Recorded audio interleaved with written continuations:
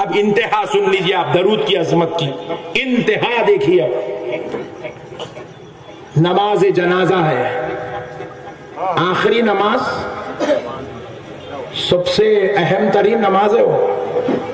پوری زندگی کے نماز ایک طرف, آخری نماز ایک طرف. وہ ایک قبول ہو گئی تو پٹھے کا بیڑا پار. نہیں ہے, نہیں ہے مسئلہ بھائی, اہمیت ہے نہیں ہے.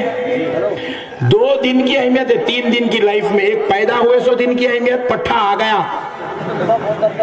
دوسرا شادی ہوئے 100 دن کی اہمیت, آج میاں بھائی دولہے بن گیا آج. تیسرا گئے 100 دن کی اہمیت, چھٹی اٹھ گئی آج. یہ 3 دن کی اہمیت ہے لائف کے اندر. باقی کے بیچ کے سب دن کیا ہے, یوں چلتے رہتے. یہ سیمی فائنل فائنل ہے, بہت اہمیت کے حامل دن ہے. اب آخری نماز ہے میرے بھائی. اب قانون خداوندی دیکھو آپ, اللہ پوروں کو بلا رہا ہے, سب غم میں غم میں.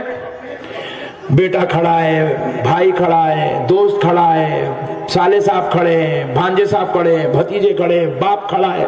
سب کو اللہ کھڑا کر دیا. سب غم میں, مصیبت میں, پریشانی میں.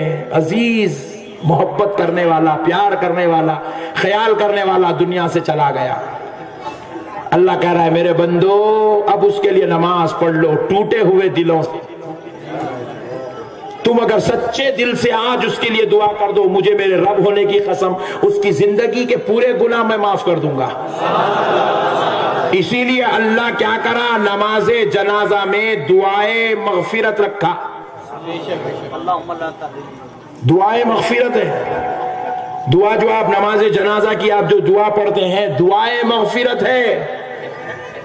اللہ کہہ رہا ہے ٹوٹے ہوئے دل ہے تمہارے, اب سچے دل سے تم ٹوٹے ہوئے دلوں سے اس کو پکار لو, اس کے لیے دعا کر دو, مجھے میرے رب ہونے کی قسم اس کو بخش دوں گا. مگر اب اللہ نے نماز کا قانون کیا بنایا دیکھیے. اللہ اکبر, سبحانک اللہم, ثنا پڑھ لیا. اب پوچھے مولا سورہ فاتحہ پڑھنا, نہیں پڑھنا. سورہ فاتحہ نماز جنازہ میں, سورہ فاتحہ, سورہ بقرہ, آل عمران, سورہ ناس, سورہ فلق, سورہ کوثر, سب عظمت والے, مگر نماز میں نہیں رکھا اللہ. ہم بولے مولا ہم لوگ کلمہ پڑھ لیتے نا, لا الہ الا اللہ, بعد میں پڑھ لیا بھٹ. بولے مولا قرآن بھی نہیں پڑھنا, کلمہ بھی نہیں پڑھنا, سجدہ کرنا مولا نہیں کرنا. بولے مولا رکو تو بھی کر لیتے, سجدہ نہیں کرنا, نہیں رکو بھی نہیں کرنا. بولے مولا قاعدہ کرنا, قاعدہ بھی نہیں کرنا. بولے مولا یہ کیسی نماز ہے, نہ اس کے اندر قرآن ہے, نہ کلمہ ہے, نہ سجدہ ہے, نہ رکو ہے, نہ قاعدہ ہے. بولے مولا پھر اب نماز میں کرنا کیا؟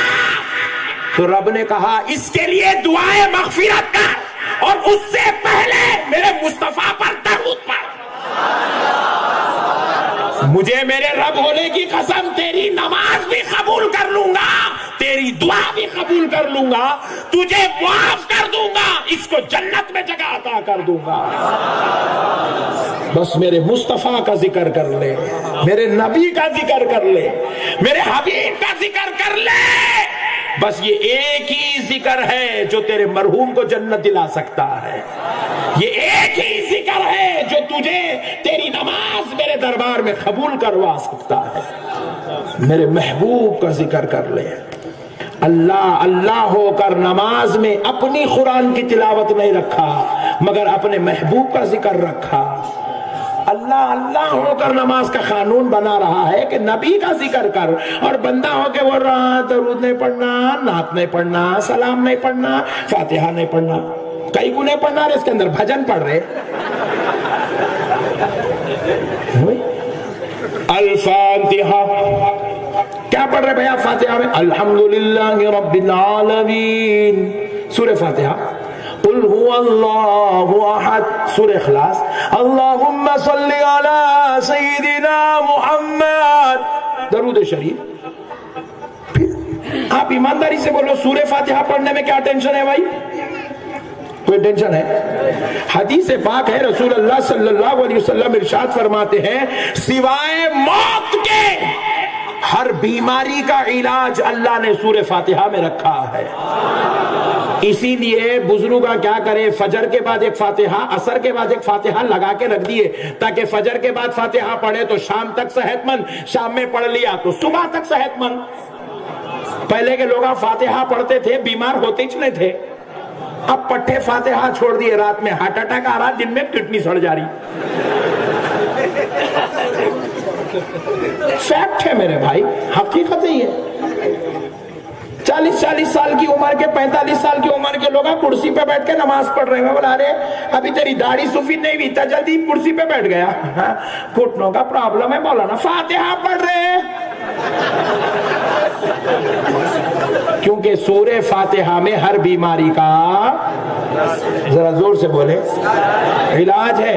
آپ کے گھر میں ہوں گی اعلیٰ حضرت امام احمد رضا خان فاضل بریلوی کا کتاب، قرآن شریف کا ترجمہ آپ کے پاس ہوگا، تفسیر آپ کے پاس ہوں گی، کنز الایمان، کچھ بھی میں پڑھے تو نہیں پڑھے، خالی سورہ فاتحہ کی تفسیر پڑھو آپ۔ اس کے اندر حضرت لکھتے ہیں مفتی احمد یار خان نعیمی صاحب قبلہ کہ سورہ فاتحہ کے 20 نام ہیں۔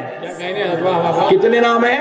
20 ناموں میں ایک نام سورۃ الشفا ہے، سورۃ التوبہ ہے، سورۃ الرحمہ ہے، سورۃ المغفرہ ہے۔ سورہ فاتحہ پڑھنے والے کو بیماریوں سے شفا دی جاتی ہے، سورہ فاتحہ پڑھنے والے کو مصیبتوں میں راحت دی جاتی ہے، سورہ فاتحہ پڑھنے والے کو گناہوں پر مغفرت دی جاتی ہے، سورہ فاتحہ پڑھنے والے کو توبہ کرنے پر قبولیت دی جاتی ہے۔ کیا ٹینشن کی بات ہے میرے بھائی؟